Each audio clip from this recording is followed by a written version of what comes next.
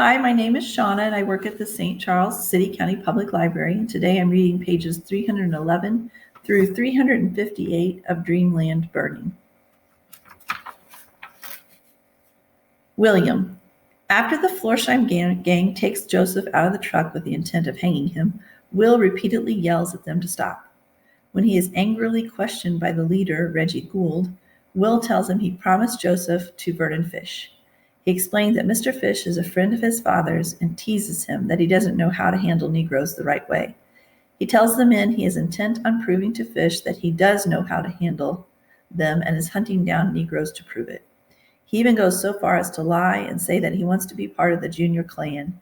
Will asks if they will please let him handle Joseph himself so he can show how his pop and Mr. Fish that he is on track for real.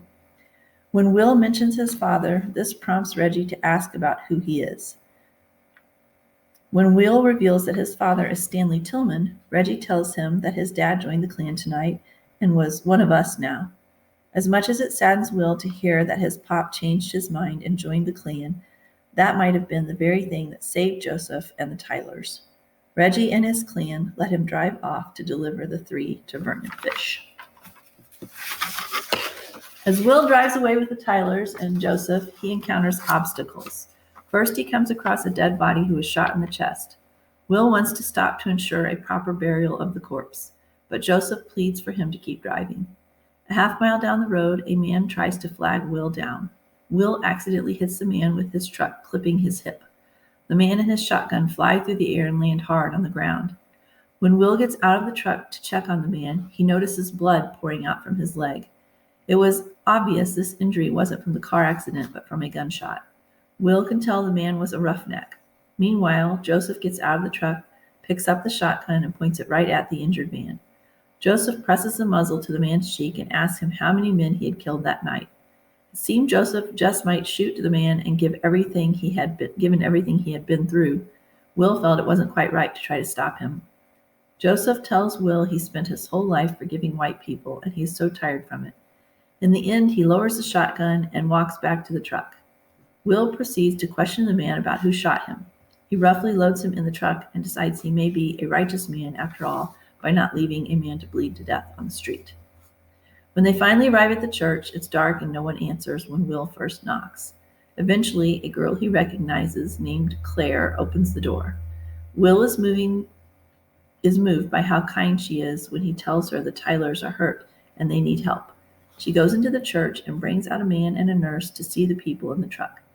They tend to the Tylers, ignoring the injured white man, and carry out Mr. Tyler on a stretcher. Once Claire takes the handkerchief out of the white man's mouth, he lies about how he was tortured by Will after being shot by a black boy and then hit with the truck. Dr. Butler climbs into the truck to check on the white man's wounds. When he starts screaming, Claire stuffs the handkerchief back in his mouth. Meanwhile, Will escorts Mrs. Tyler into the church to be with her husband. Once inside, he is eagerly greeted by Ruby, who throws her arms around him, and they hug each other tight.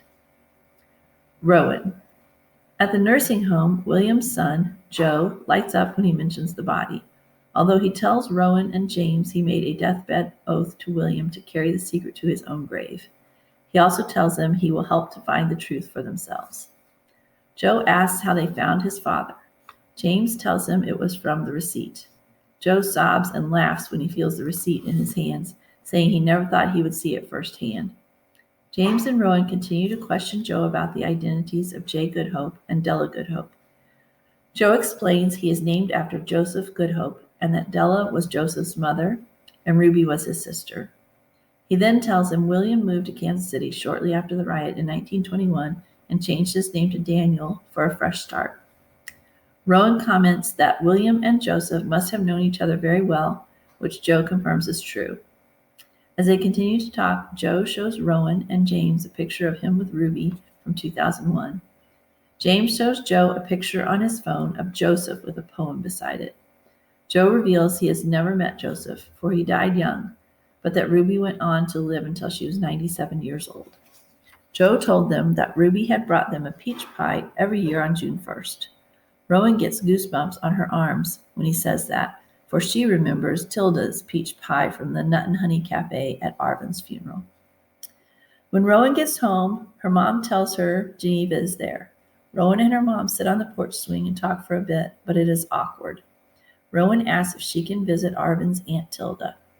Her mom asks her then that if she is sure that Jerry Randall used a racial slur and pushed Arvin out of anger, would she be willing to go to the district attorney and testify to that in court? She tells Rowan to think about it. Geneva comes out carrying the last board and tells them to take a look. She points out the blood stain and says it's consistent with head trauma. The interesting part is a separate stain from a different victim, like someone received an injury, bled out, and then dragged themselves away.